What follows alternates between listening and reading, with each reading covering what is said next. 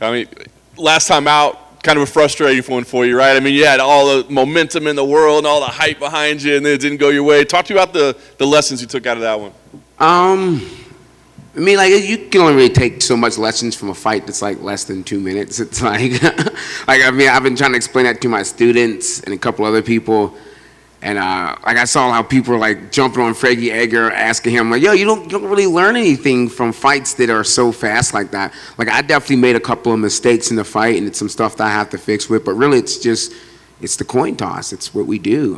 We fight, and shit can go wrong.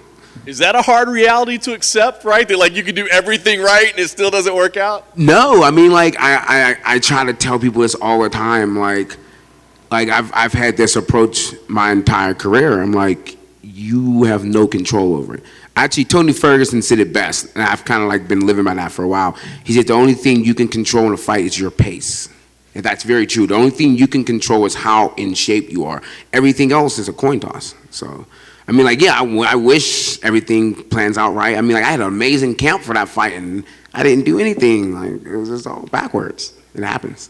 Took 6 months for you to get back. It seemed to me from social media you were ready to get back a lot sooner, right? So what's been going on in these 6 months? I've been doing my dad thing. I got kids, had cyber schools. Like, outside of fighting, we're still regular people.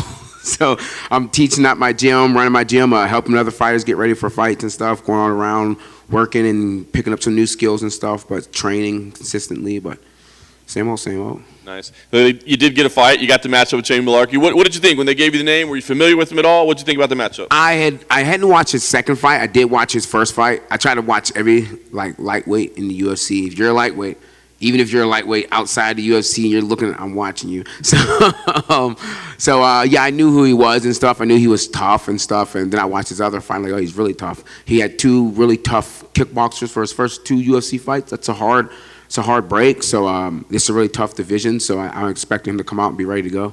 Yeah. The last week or so, we've all been speculating whether he was going to be part of this COVID thing. Were you following along with that? And yeah. What's that like for you, thinking, like, am I going to fight? Am I not going to fight? It was horrible because, like, last week's fights, and they started announcing the cancellation, and then they announced the title fight for this card, and I was like, oh, shit. I instantly text my manager, and he was like, no, everything, they said he's good right now. He's in isolation, so everything should be good. So hopefully, fights have been getting canceled on Fridays, so hopefully we're still good to go. So I'm still cutting weight and preparing like I'm fighting. Very nice. Last thing for me, talk to me about the goal here. I mean, obviously the goal is always to pick up a win, but like I said, I feel like you had this huge momentum behind you, man. Do you feel like you got to come in and make that splash again, like make this huge wave, or is it like, hey, let's just get in there and get a win and get back on track? It's weird because in MMA you're only as good as your last fight. I mean, people will watch you win 12 fights, you lose one, and then everybody will be bums making memes of you and stuff. So that's just the sport. I mean, like, you can't take it too personal. You have to know who you are and like kind of like understand how you approach the fight game. So for me, it's just come out here and get another W. What's up, man? I mean, touch wood that everything goes okay and you do get the opponent you want on Saturday. Let's say they come to you on Friday and say, no, he's out. Would you even take another opponent at that point? Would you be just so desperate to fight that you just say yes? Or what do you think at that point? Friday night? Yeah, well, Friday morning. I'll give you Friday morning. It depends on what freaking weight class he's going to be coming in. I mean, like, I don't really want to be fighting guys gigantic to me. I mean, I can't really jump up and I can't jump down to lightweight or featherweight. But I mean, if they came up on Friday and they're like someone new, I'm like, whatever. I mean, like, that's how I got into UFC, right? I took a fight on 4-day notice, so I can't be like, oh, hell no, I'm not doing that. So I'll just take it, I guess. And this isn't really a question as much as a statement. I just want to say that's a very lovely tracksuit you're wearing today. Oh, thank you. What do you make of the state of the division right now? A lot going on the top. You got title fights. You got new guys coming in, kind of skipping the queue. Yeah, it's a shit show.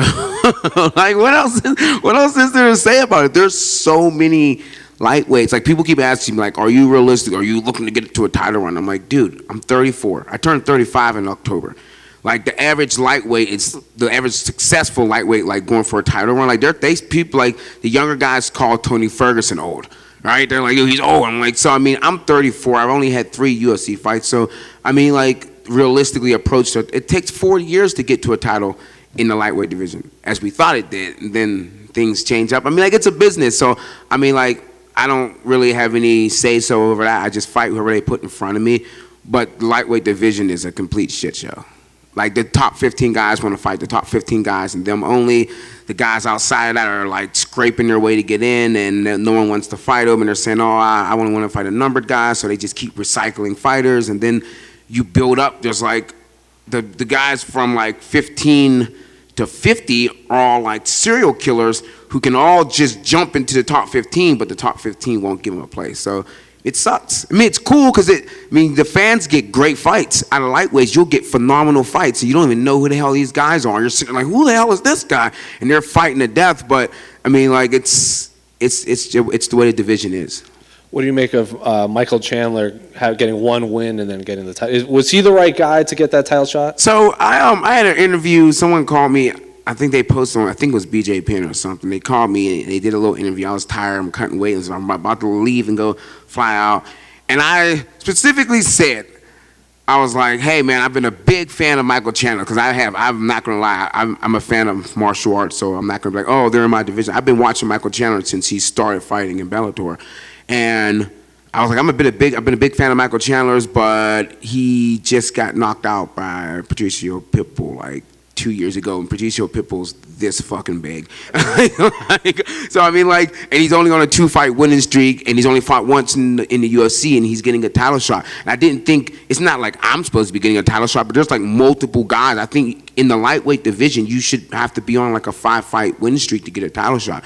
So I think you're kind of shitting on other people. But I said, yeah, I mean, I think I could knock Michael Chandler the fuck out, and then that was the cover for the thing. So please don't take this and switch up my words. All I'm saying is, I think a lot of fighters feel cheated in this division that he just came in and got that title shot. But it's haterade that we're drinking, because if it was me, I'd be like, screw y'all, I got the title shot, I'm jumping in front of y'all. He leapfrogged everybody. It's a sport, it's whatever makes money, and it's a business, and we know that, so.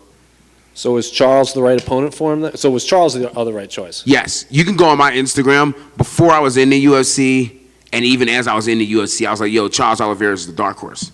Like, he's a dark horse. No one wanted to fight him, and he's just finally got to the right place. I mean, like, there's multiple different guys. I mean, like, there's Darnell Varnus. I mean, like, there's so many guys. There's, like, so many guys. There's the guy who just beat Drew Dober. He's on, like, a 6-fight win streak, right? I want to mess up his last name. I got a unique name. Makachev. Yeah, I want to mess up nobody's name because people be messing up my names. But, yeah, I mean, like, there's so many guys. And then, like, he wins one, he, like, leapfrogs in front. But it's business.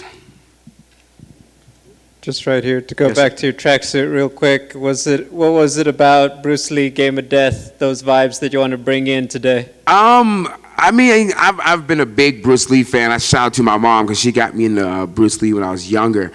But I always like his approach to thing, like his approach to fighting. Like, he was just asking me about, like, do you think about stuff? Bruce Lee said, you want to hit, you don't even have to do it. It does it all on itself. And that's how I like to approach fighting and stuff. So yeah, Bruce is the man. Game of Death is the movie too. It sucks he didn't get to finish it, but those scenes at the end, I think I watched those like 1,000 times. He comes up, he fights Kareem Abdul-Jabbar. He's like twice his height. That's such an iconic scene, man. It's like amazing. Game of Death over Enter the Dragon? Yes. Even though he finished Enter the Dragon, but like that, the scene when he fights all his real friends in Game of Death, those are people that are actually his friends, and he fights them. That was iconic, man. It's amazing. Good luck. Thank you. Good. Awesome. Sweet.